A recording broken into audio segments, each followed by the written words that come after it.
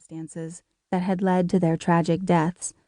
I thought Trey and I had done exactly what they'd instructed us to do, following the cryptic signs provided to us, doing what we thought their spirits had wanted in order to bring an end to the trick Violet had played. That was precisely what had landed us in such hot water. The wind blew softly, rustling the dry leaves, and my heart leapt at the sound of a car turning at the corner onto my street. I saw immediately, however, that it was a white Cadillac, presumably the one belonging to Dr. Waldbaum, who lived much further down the block. I heard the screen door of my house open behind me, and turned to see my mom stepping outside, holding a coffee mug. "Why don't you come inside? I've got Christmas carols on, and I'm making hot cocoa," she said. My mom had been in a turbocharged parenting mood since picking me up in Dearborn the night before.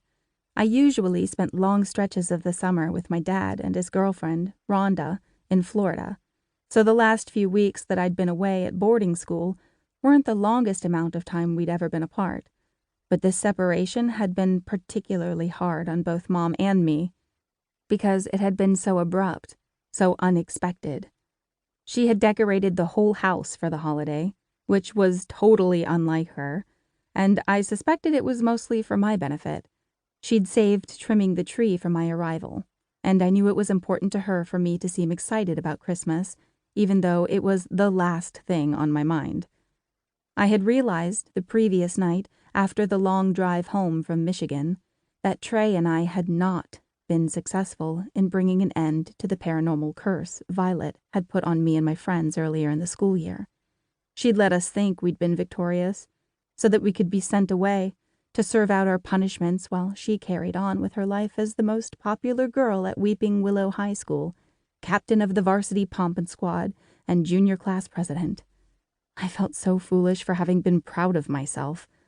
I'd convinced myself that my miserable time spent wearing an itchy uniform and following strict routines at Dearborn was tolerable, because at least I'd avenged Olivia and Candace's wrongful deaths and saved Mischa's life. But I'd been wrong. I was essentially serving time because I'd been unbelievably stupid. "I'll come in soon, Mom," I assured my mother. "Hun, I don't want you to be disappointed when the Emorys get home," my mom said, cutting right to the chase of why she'd been keeping an eye on me all morning.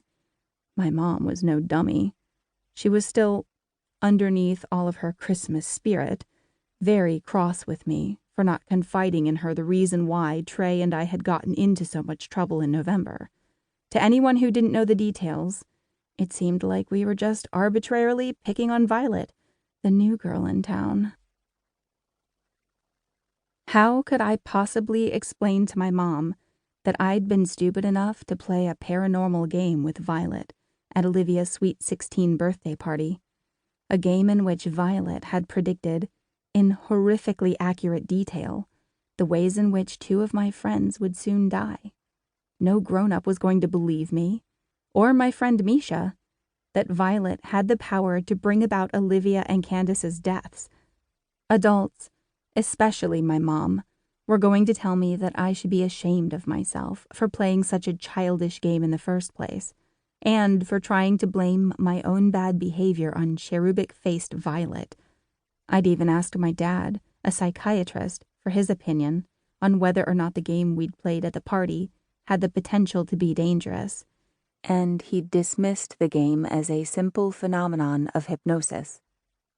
"Mary Jane and I have been speaking while you and Trey have been away, and we think it's for the best that you two not spend so much time together while you're home for the break.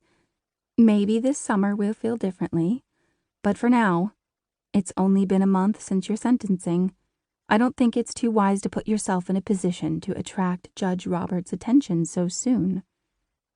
Everything my mom was saying was fair and valid, but I hadn't put myself in a position of potentially attracting Judge Roberts' attention. Whoever was haunting my bedroom had done so the night before by starting my music boxes as soon as I sat down on my bed to relax. I suspected that my paranormal intruder was the ghost of Olivia, but there was no way to be certain that she was the cause of the disturbance.